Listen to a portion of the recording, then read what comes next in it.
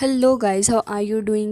इस एपिसोड के स्टार्ट होती है और हमें देखने के लिए मिलता है कि मिस चूचू और साथ ही ये बूफैन दोनों ही फ़िलहाल तो अब उस लड़के से पीछा छुड़ाकर आगे की तरफ को जा रहे होते हैं, जहाँ पर मिस चूचू उसका शुक्रिया अदा करती है और कह रही थी कि वैसे तुम बहुत ही ज़्यादा औसम, तुमने कितनी आराम से उस बंदे के साथ में मेरा पीछा छुड़ा दिया, नहीं मेरी हालत काफ़ी ख़राब होने वाली थी। साथ ही वो ये भी पूछने लग जाती है कि आखिर तुम्हें कैसे पता चला कि शाओ युन थियान की पॉकेट के अंदर आखिर क्या है, क्या तुम दूसरों को देख सकते हो। तभी यहाँ पर वो उसके दिल में ये ख्याल आ रहा था, तो क्या ये देख सकता है लोगों के कपड़ों के थ्रू। ये बूफैन अब उसकी शक्ल देख रहा होता है कि आखिर ये लड़की क्या कह रही है, जिसके बाद ये बूफैन उसे भी देखने लग जाता है। अल्टीमेटली वो समझ गई थी, तो उसके बाद अपनी बॉडी पे हाथ रख लेती है और साथ ही कह रही होती है, तो क्या तुम मेरी तरफ भी देख सकते हो। जिसके साथ ये बूफैन कुछ सोचता है और कह रहा था कि एक्सक्यूज़ मी, मैं एक डॉक्टर हूँ और मैं यहाँ पर इस तरीके की कोई भी हरकत नहीं करता। असल में मुझे लोगों की बॉडी देख के इनके कॉम्प्लेक्शन के थ्रू अंदाज़ा हो जाता है कि आखिर यहाँ पर है क्या। जिसके साथ ही अब एक बार फिर से मिस चूचू उसकी तरफ को देखने लगी थी और अब वो ये कहने लग जाता है कि ठीक है, मैं जल्दी में हूँ, मुझे कुछ मेडिसिन बाय करनी है। ये कहते साथ ही वो तुरंत ही वहाँ से जा रहा था, लेकिन तभी वो उसे ये कहने लग जाती कि अच्छा सुनो, मैंने तुम्हारा नंबर सेव कर लिया है, अगर कभी भी ज़रूरत पड़े तो फिर तुम मुझसे बात कर सकते हो, ओके बाय। जिसके साथ अब हमें दूसरी साइड का सीन दिखाया जाता है, जहाँ पर अपना ये बूफेन अब एक शॉप के अंदर आ गया था और यहाँ पर ये जो शॉप होती है इसके अंदर कुछ एंशियंट टाइप का हर्ब्स और मेडिसिन्स वगैरह मिला करती हैं। तभी हमें देखने के लिए मिलता है कि यहाँ पर अपना ये बूफैन आके खड़ा हो जाता है। वैसे तो यहाँ पर ये जो शॉपकीपर होता है वो उसके ऊपर ज़्यादा ध्यान नहीं दे रहा था और ऐसे ही फ़ोन पटक के पूछने लग जाता है कि आखिर तुम्हें क्या चाहिए। ये बूफैन उसके सामने काफ़ी लंबा चौड़ा प्रिस्क्रिप्शन रख देता है, जिसे देखने के बाद अब फ़िलहाल ये जो बंदा होता है वो ये पूछने लग गया था कि ये हर्ब्स तो काफ़ी ज़्यादा हैं, चलो ठीक है, मैं जाके इन्हें तुम्हारे लिए प्रिपेयर कर लाता हूँ। वो वहाँ से चला गया था और ये बूफैन को देखते हैं, जो कि काफ़ी वक्त तक इंतज़ार करता है। ये बंदा हर्ब्स के काफ़ी सारे पैकेट्स लेके आता और कह रहा था कि तुम्हारा अभी 2,53,000 हो गया। ये सुनने के बाद तो ये बूफैन काफ़ी हैरान हो जाता और कह रहा था कि आई एम सॉरी, मैंने ये एक्सपेक्ट नहीं किया था कि ये सामान जो मैं ले रहा हूँ वो इतना ज़्यादा एक्सपेंसिव होगा, असल में मेरे पास इतने पैसे नहीं है। ये सुनने के बाद तो उस रिसेप्शनिस्ट को काफ़ी गुस्सा आता और कह रहा था कि अच्छा, तो तुम्हारे पास पैसे ही नहीं है, तो जब तुम्हारे पास पैसे ही नहीं थे तो फिर सामान लेने क्यों आए। चलो अब थोड़ा कम सामान ले लो। और उसके बाद वो कुछ पैकेट्स को कम भी कर देता है, जिससे कि ये बूफैन बाकी के बचे कुचे सामान को ले सके। लेकिन ये बूफैन उसको ये कहकर टाल देता है कि मैं बचे कुचे सामान का भी क्या करूँगा, असल में मुझे सारा ही सामान चाहिए। तभी रिसेप्शनिस्ट ये कह रहा होता है कि अच्छा, तो लाओ फिर मैं वापस से पैसे कम कर देता हूँ, लेकिन इस बार मैं तुम्हें 10 ईयर ओल्ड मेडिसिनल मटेरियल ना दे के 2 साल पुराना मेडिसिनल मटेरियल दे दूंगा। इससे तुम्हारे जो पैसे हैं वो भी 10 टाइम्स कम हो जाएंगे और इससे तुम्हें सही भी रहेगा। लेकिन ये सुनने के बाद अब यहाँ पर अपना ये बूफैन इसके लिए भी मना कर देता और कह रहा था कि जो मैं ले रहा हूँ वो ऑलरेडी काफ़ी कम एज की हैं, तो मेरे पास पैसे ही नहीं। जिसके साथ ही अब इस बंदे को गुस्सा आ जाता है और कह रहा था कि जब तुम्हारे पास पैसे ही नहीं थे तो फिर तुम यहाँ मेरे साथ मजाक करने के लिए आए हो। ज़रा खुद के हालात देखो, ऐसा लग रहा है कि एक बेगर की तरह तुमने ड्रेस कर रखा है, फिर भी तुमने इस जगह पे आके मेरा टाइम बर्बाद किया है। ये सुनने के साथ ही यहाँ पर काफ़ी ज़्यादा गुस्सा ये बूफैन को आ रहा था, लेकिन पीछे से कुछ लोग यहाँ पर 1 बिलियन पैसों के बारे में बात कर रहे थे और कह रहे होते हैं कि जो भी इस मेडिसिनल प्रिस्क्रिप्शन को कंप्लीट कर देगा उसे 1 बिलियन मिलेगा। ये तो बहुत ही ज़्यादा अच्छी बात है। जिसके बाद उसकी नज़र दो आदमियों के ऊपर पड़ती है। वो दोनों ही आपस में बात कर रहे थे और कह रहे होते हैं कि अफसोस, मेडिसिन की नॉलेज में इतना पक्का नहीं हूँ, नहीं तो फिर मैं काफ़ी आराम से इस रिवॉर्ड को जीत जाता और ऐसे ही आराम से बैठ के खाता। ये सुनने के बाद तो अब यहाँ पर अपने ये बूफैन की नज़र भी उस प्रिस्क्रिप्शन के ऊपर पड़ जाती, जिनके अंदर 3 हर्ब्स मिसिंग थे और जो भी इसको कंप्लीट कर देगा उसे यहाँ पर काफ़ी हैवी प्राइस भी मिलेगा।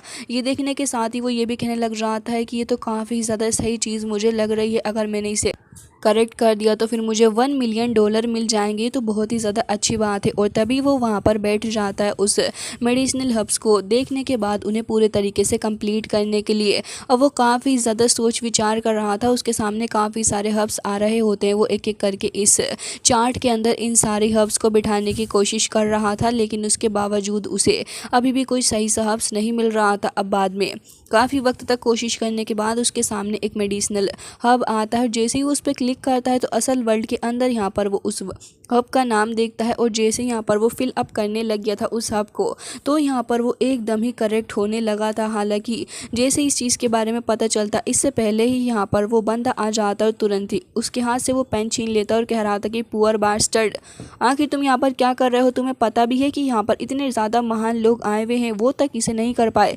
लेकिन फिर भी तुम कर रहे हो। ये कोई बोटनी नहीं है जिसके अंदर तुम बैठ के इसे अपनी आसानी से या फिर अपने कन्वीनियंस के हिसाब से कर दोगे। इसे बहुत बड़े महारत हासिल करे हुए डॉक्टर भी कंप्लीट नहीं कर पा रहे हैं, क्योंकि इसका इनाम ही इतना ज़्यादा है। इसके अंदर thousands year old Chinese medicinal material है, जिसके बारे में नॉलेज होना तुम जैसे बच्चे के बस की बात नहीं है। अपना लक यहाँ पर मत ट्राई करो, क्योंकि इसके अंदर जीतने की प्रोबेबिलिटी सिर्फ इतनी है कि यहाँ पर एक लॉटरी भी तुम जीत सकते हो, लेकिन इसमें करेक्ट नहीं हो सकते। अब वो ये बूफैन को काफ़ी भला बुरा कह रहा होता है, लेकिन तभी यहाँ पर ओल्ड मैन आ जाते हैं और कह रहे थे कि लियो होंग, आखिर तुम किससे आर्ग्यू कर रहे हो। तभी यहाँ पर हमें देखने के लिए मिलता है कि ओल्ड मैन इस जगह का ओनर भी था।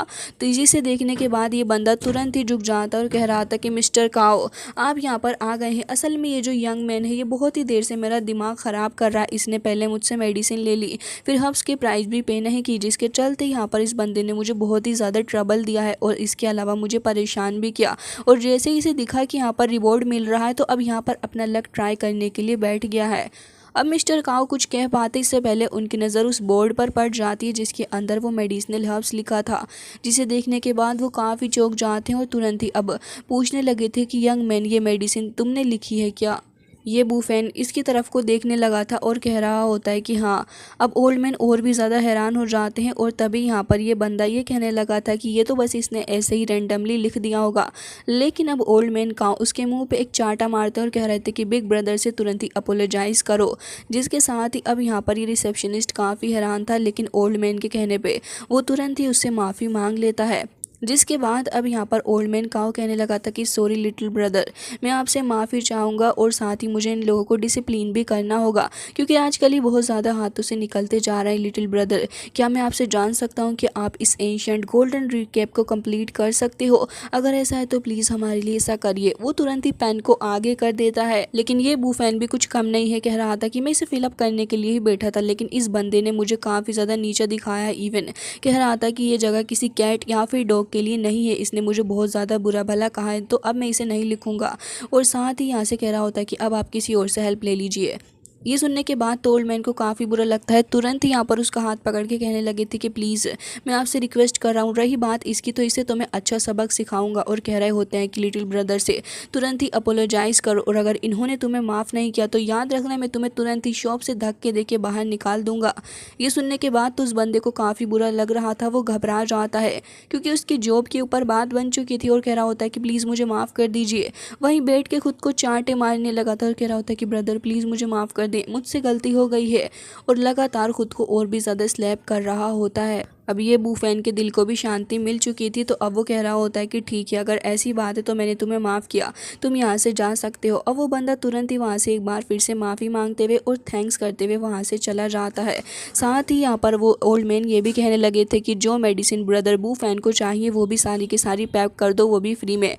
ये सुनने के बाद रिसेप्शनिस्ट फिर से कहता है कि लेकिन वो मेडिसिन तो बहुत ही ज़्यादा महंगी है, वो 2 लाख का मटेरियल है। ये सुनने के बाद मिस्टर काओ कह रहे थे कि तुमसे जितना कहा उतना कर लो, फालतू की नॉनसेंस यहाँ मत बखेरो। जिसके बाद वो बंदा गिरता पड़ता सामान पैक करने के लिए चला जाता है। और अगेन मिस्टर काओ कह रहे थे कि प्लीज़ हमारी हेल्प करें, मैं उसके बदले में आपसे माफ़ी मांगता हूँ। जिसके साथ ही अब ये बूफैन उससे पेन को ले लेता है और अब बारी थी कि अब वो इस प्रिस्क्रिप्शन को वापस से कंप्लीट कर दे। जिसके बाद वो वहीं पे बैठ गया था और हमें देखने के लिए मिलता है कि अपने कॉन्शियसनेस वर्ल्ड के अंदर जाके वो यहाँ पर काफ़ी सारी मेडिसिन्स को रैंडमली सिलेक्ट करता जाता है, जो भी उसके अंदर जाके फिट बैठे। अब यहाँ पर वो काफ़ी सारी वक्त लगा देता है, लेकिन फिर भी असल वर्ल्ड के अंदर वो यहाँ पर एक सही मेडिसिन को नहीं ढूंढ पा रहा था। बट बाद में कुछ ना कुछ कंक्लूजन निकाल के वो यहाँ पर दोनों ही बचे हुए प्रिस्क्रिप्शंस को भी कंप्लीट कर देता है। और यहाँ पर ये कह रहा था कि ठीक है, अब मैंने इसे कंप्लीट कर दिया। ये देखने के बाद तो ओल्ड मैन कह रहा था कि क्या आखिर ये इतना ज़्यादा इजी है? अब तो रिसेप्शनिस्ट भी कह रहा होता है कि मुझे तो ये एक मिरेकल लग रहा है। लेकिन यहाँ पर काफ़ी ज़्यादा एफर्ट्स वगैरह डालने के बाद ओल्ड मैन समझ गए थे कि इनके बस का ही काम नहीं था, जो कि इस बंदे ने इतनी से वक्त के अंदर कर डाला है। साथ ही कह रहे होते हैं कि मैंने न जाने कितने सारे लोगों से कहा, कितने सारे लोगों को मैंने मनाया इस चीज़ के लिए, लेकिन आज तक कोई भी इसे कंप्लीट नहीं कर पाया। इवन मैं खुद भी नहीं कर पाया, लेकिन देखो ज़रा आपने इसको कर दिया है। वो खुश हो रहे थे, लेकिन इतनी देर के अंदर सिस्टम यहाँ पर मना कर देता और कह रहा था कि इस प्रिस्क्रिप्शन को मॉडिफाई करें क्योंकि ये गलत हो गया है।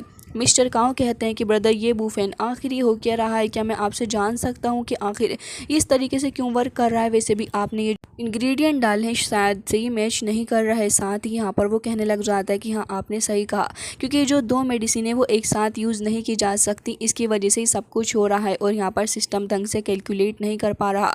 लेकिन यहाँ पर ये जो 3 लीफ ब्लू है वो गलत नहीं है, असल में आपके सामने ये जो बाइजी है वो गलत है और इसी की वजह से यहाँ पर ये सब कुछ हुआ है। साथ ही यहाँ पर अब दोनों ही एक जैसे हैं, लेकिन फिर भी यहाँ पर दोनों की जो तासीर है वो थोड़ी अलग है और इनके गुण भी थोड़े अलग ही हैं।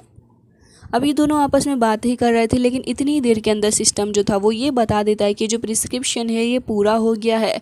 हालांकि देखने के बाद मिस्टर काओ हैरान होते हैं कि सडनली आखिर ये ऐसा क्यों हुआ। लेकिन गाइस इसी के साथ ये एपिसोड हो जाता है एंड आई होप कि आपको पसंद आया होगा।